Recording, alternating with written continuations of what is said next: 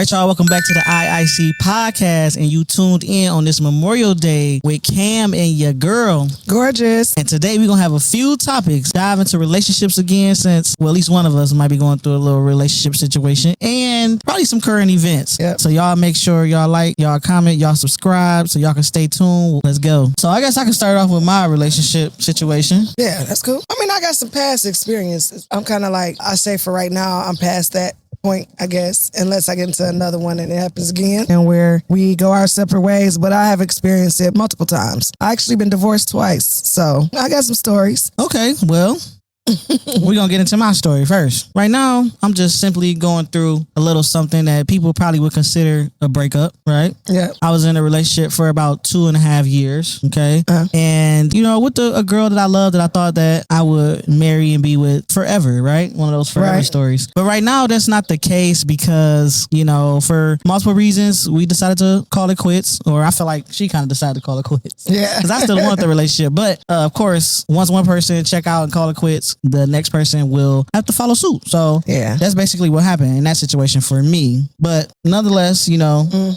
I'm still here, you know, ready to move on with my life and everything like that. But I am still have some emotional, you know, attachments to her.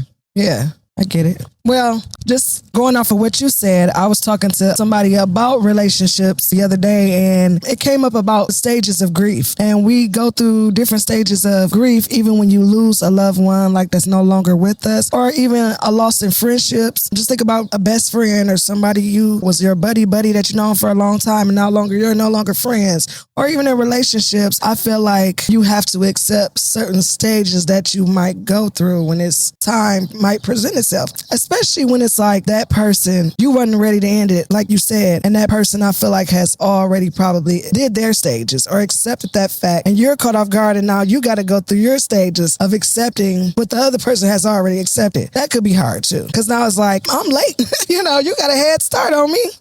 So. Absolutely. So I agree with the grieving thing too. It's almost like when you lose somebody or you lose a form of somebody. So we was once this way and now things change. Or, you know, even when it's like a breakup, it's like now you're no longer around because it used to be an everyday thing. I know in my situation, I was with my partner every single day. So to deal with somebody on an everyday basis, to not dealing with them barely at all, or maybe just talking on the phone here and there, it's a big switch. So it's very like scary, intimidating, and you know, it can be hurtful. So it did take me, I know everybody have a different healing process. It did take me a couple days to just get to a point where I accepted the fact that this person didn't want what I wanted at the time for whatever reason. Right. And it's no wrong or right in the situation. It's just certain things that she didn't like and we couldn't work that out in time, and vice versa. But it's no ill feelings or hard feelings about it. It's just a relationship that didn't work in the form that we thought it could work at one point. You know what I mean? That's pretty much the gist of that. Okay. In my case, I had a couple. I don't look at them necessarily as failed marriages. I know some people might look at divorce as something that's failed and it's a bad thing. But for me, it ended up being a learning experience. My first marriage that didn't work out, I was real kind of devastated by it because in Cam's case, it was the same thing. That guy wanted to break up with me. I had to accept whatever it was, and he just wasn't willing to work things out. And so I don't know if it's matter when it's the man breaking up with the woman versus the woman breaking up with the man, but I found it quite, you know, different and not the usual breakup to where the guy wants to break up with you. And I took that really hard because I went through a lot of, what's wrong with me? What about me? What happened? You know, what did I do? And like you said, we just got to accept the fact, go through those stages of grief, accept that this person doesn't want what you want. And I thought that would be a very hard thing to get over. However, I didn't end up having any children with this first guy, my first husband. So it kind of helped ease it a little more because I didn't have to consistently see him. We could kind of just end it and go our separate ways. And I could be okay with not having the closure. But my second time around, I was married to my child's father. So that is a little more difficult because you still have to see this person, interact with this person for the child. Exactly. That's a little harder. In this case, it was my idea that we should break up. So I started to feel still that same guilt. Should I do this? We got a child involved. Should I just continue to raise my child? But I think it's very important that each individual find their space, their happiness, and their security, and not allow what you may think affect your children might be for the best. you know, not try to make something that's going to work, not work just cause. True. I definitely agree with that. Definitely want to find your own peace if it's been highly stressful and you don't, you know what I mean? You do got to manage your stress and things like that. Definitely got to compromise. And my situation was actually the opposite. The first one, because I've been in 2 relationships, not marriages. This is my second serious relationship, the first time that I really wanted to get married. But the first one, I kind of broke it off with her. And then it was just like a karma thing because it was like, oh, no, I'm getting broken up with. Yeah. And I was like, dang, this is my first time even dealing with something like this. So especially with somebody that I really, really cared about and really, really liked and wanted to be with. Yeah, it left me with a salty taste in my mouth a little bit. But at the same time, it did push me to grow. And it did leave me feeling some insecurities at times. Like, wow, I know I ain't the baddest thing walking, but you know what I'm saying? I think I got some pretty good qualities to myself. Yeah. But at the end of the day, you know, it pushes you to develop that self-love because all of us got something about us that's weird or that's like we can work on. That we can work on. I use the word weird sometimes, but our own uniqueness or even our own flaws that we can stand to just probably do better in our own area. I don't think we should play the blame game so much because what's for you is going to be for you. You'll get in relationships where people will like your flaws. That's what makes you you, and they embrace that, whereas others don't. So, you know, you can't really judge it. That's true. And either way it goes, I feel like a relationship is hard. You know what I'm saying? No matter who you are. Yeah. Like I was just saying earlier, like you got to be willing to dance with a person long term. Somebody that you never had to deal with ever before in life because it's not like, you know what I'm saying, a close family member or something maybe you grew up with, you had to just deal with. Like y'all, 2 people coming together. Like your siblings. We got to be in the house together, so we got to figure it out. How can we get along? And we don't always get along with the people we grew up with or grew up in the house with. But we didn't have a choice, huh? We had to figure it out. So that's how relationships are, definitely. Except in this way, you're making a choice to make it work. Right, you know what I'm saying? Once you get a certain age, it's like you guys are choosing to make it work too at the same time, you know? So it's a little different. So you got to be willing to fight, depending on the situation. Sometimes be willing to walk away, right? Yeah. Yeah, sometimes you got to. You know, sometimes you might not have that choice. That might be the best bet. So I don't recommend anybody try to stay in something that's just not healthy. So. Nope. Okay, so I have 2 questions. Did you get some kind of sign or indication that this person was leading up to breaking up with you? Was there something that came, you know, anything that you could think of that gave you some kind of sign that she might want to do this anymore? Not really in the beginning. I think that, you know how people say love is blind? Yes. I think that I was blind to a lot of things as far as how she was feeling and some of the signs that maybe she was giving. Like I said, it's only my second relationship. Okay. So and everybody's different. So some of the signs she was giving, I wasn't really catching on to it like that. I'm just like, oh, she's just frustrated or she's just irritated or stressed or something. We'll get over it like we get over everything else. Right. So no, not really. I didn't really catch on to like the bare end. I think that was the biggest shocker for me. Because I wasn't really catching on, you know what I'm saying? Like, where's this leading to? I didn't know it was leading to her wanting to leave the situation or not being comfortable anymore within the relationship. Or not feeling like she's getting fed or anything like that. So that's how that went. And then, because I feel like sometimes, right, when people are ready to make that move, they don't really say anything either. So it's kind of hard for you to catch on. You know, it's like if she's not saying a specific thing to trigger those thoughts in your mind, you're thinking everything is a normal argument or a normal irritation. Like the other day, you know, something like this, just one of her days. Absolutely. Sometimes you just don't know. And in my case, I just didn't know. And maybe it was a matter of her being like, okay, this is it. And this is a final thing for me. I just feel like in relationships, communication is very important, but a lot of times understanding each other sometimes just ain't there. You know what I'm saying? And I don't know how else to put that. But one thing I did realize and I did want to talk about, and I want the viewers to comment and engage with us on, is vulnerability. So in relationships, we open up ourselves and we become vulnerable with a person, and that person becomes our peace, our trust. Ultimately, they can become in control of a lot of the things we feel and do throughout the day. And what I noticed too is on the beginning of this breakup, you know, when you're going through something like a loss, you become vulnerable.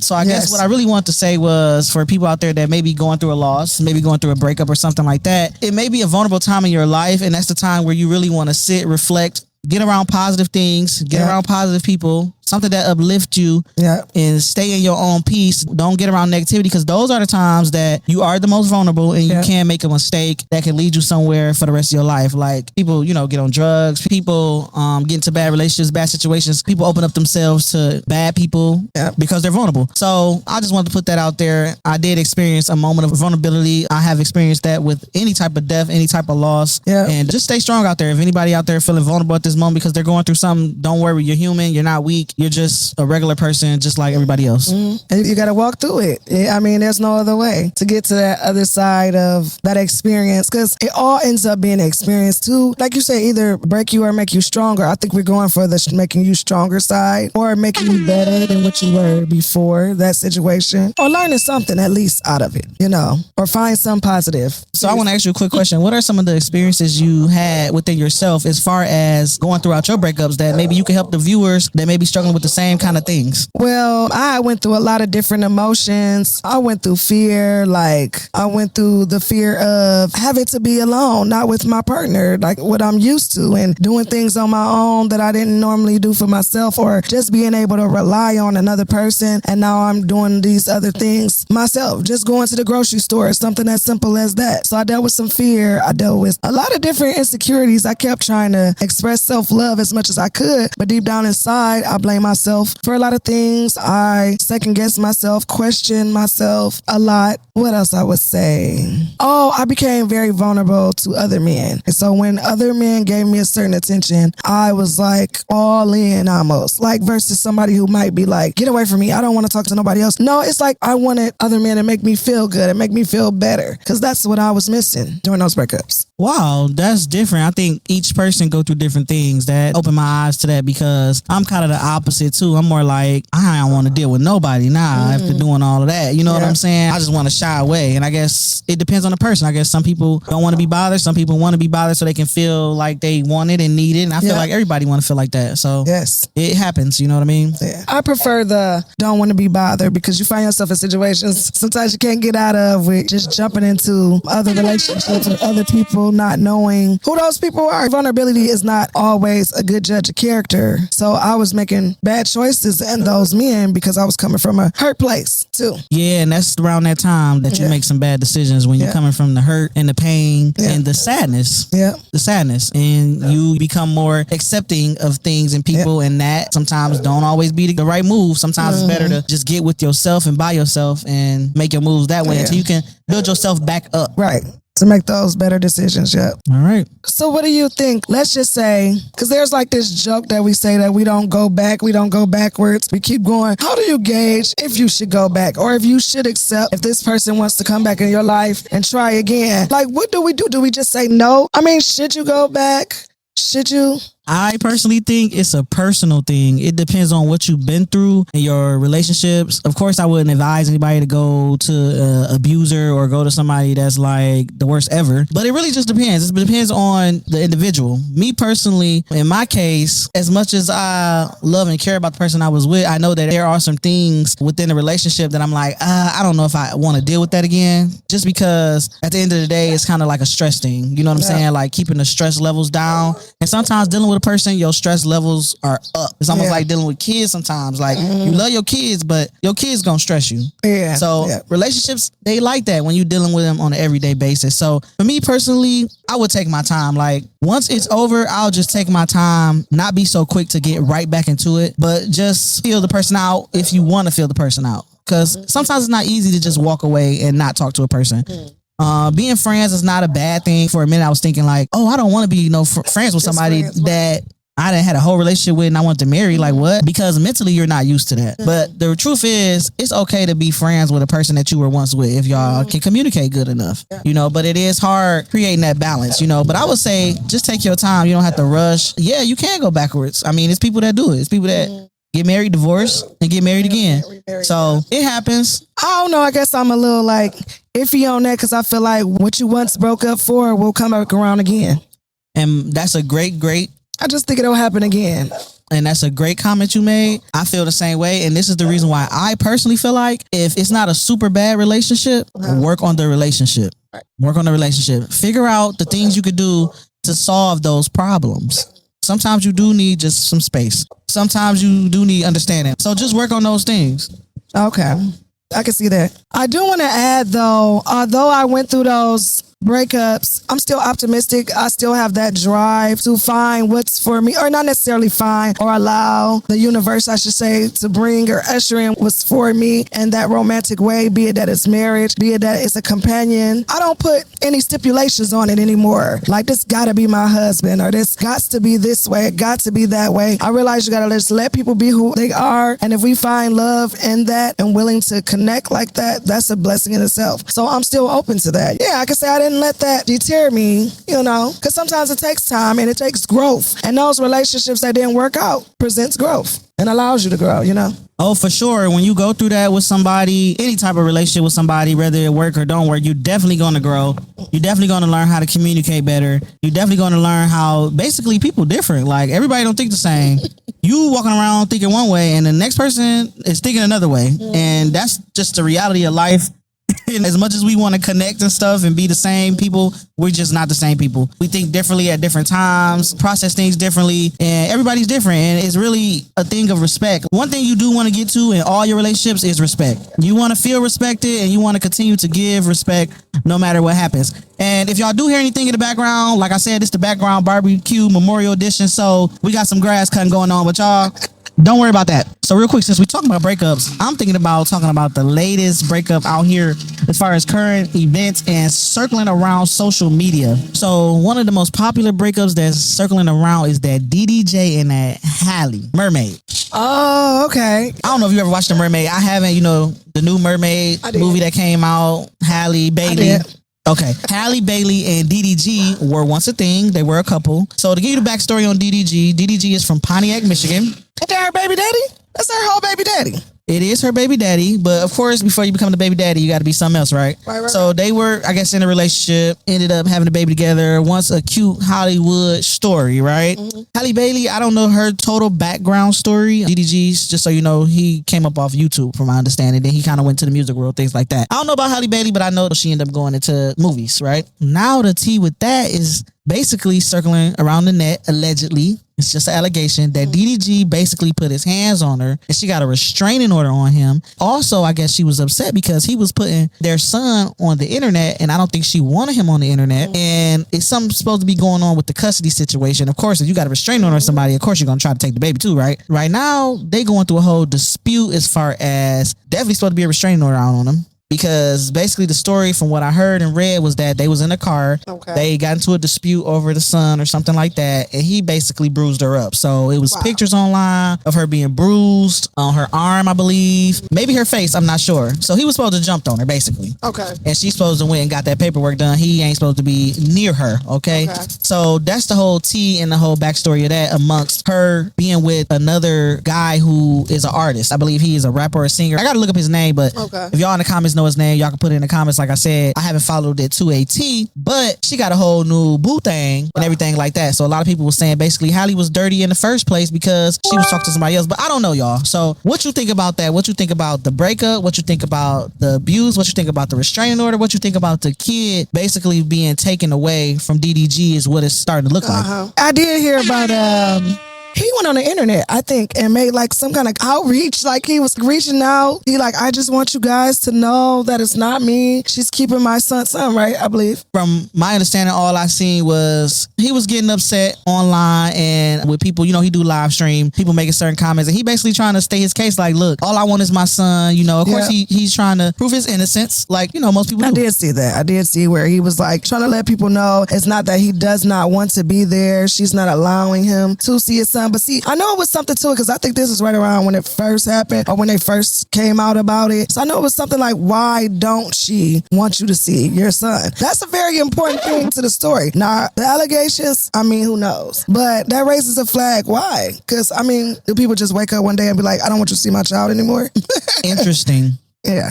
I personally don't know. Of course, these are all allegations. Right. We're just going off what we hear on the internet, right, y'all? Because that's what we do at iicpodcast. But at the same time, I don't know. I feel like, no, a person not just going to get up and say, I don't want you to see the kid. I think it was definitely some drama there. It was definitely what's the story? Some stuff going on there. And of course, Halle Bailey has a reputation to upkeep. So I don't think she going to really want to come out with what probably went on in a relationship. But everybody is hinting at the abuse situation. But I also know that sometimes people do, on the flip side, get into their feelings and they might just be like, hey, I don't want to deal with you. I don't want you around, or I don't want you around the kid. Maybe I think you're just not a good fit. So it could be multiple things because we don't really actually know. But from the sounds of it, you know, they paint him to be a bad guy. And, you know, I really kind of hate that for DDG because I just seen where he come from and how he came up online, and I wish it was a better outcome. I don't want this to be the end of him. You know what I'm saying? Sometimes it's the end for people. You know what I mean? When they get into those type of situations, career-wise. For sure. But at the end of the day, they're both young. You know, they're both still young, and people make mistakes. I wish the best for both Halle Bailey and DDG, and, you know, much success to them both. But it really look like he's getting a little beat up a little bit about that because it's like, you know, she the mermaid. Right. And domestic violence is like never a go. So, I mean, as soon as they say that about you, it's a wrap. Especially in the public. Like, it's just unfortunate, you know, because we all have been there at some point in time. But when it's a public relationship and you make a mistake, just like the Chris Brown situation, which that was a bit much. But to this day, people still, when they want to attack him, they still bring that up. It's been years. It took him so long to just get out of that. So sorry, DDG. Also, Halle Bailey. Hope y'all get through that sooner than later. Another current event.